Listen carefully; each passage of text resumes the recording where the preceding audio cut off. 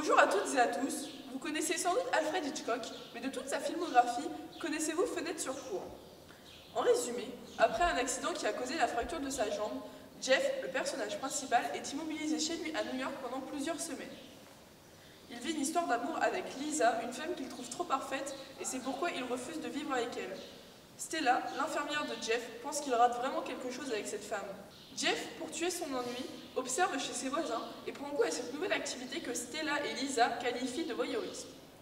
Or, ce voyeurisme se transforme en enquête policière lorsque notre personnage principal aperçoit le comportement étrange de l'un de ses voisins nommé Sorvold, qui est le mari d'un couple qui bat de l'aile. Un jour, Jeff va apercevoir que la femme de ce couple va mystérieusement disparaître et il va donc appeler l'un de ses amis policiers. Stella et Lisa sont réticentes à l'idée d'un meurtre. Ensuite, à la fin du film, les deux femmes vont croire Jeff et vont l'aider à élucider cette histoire.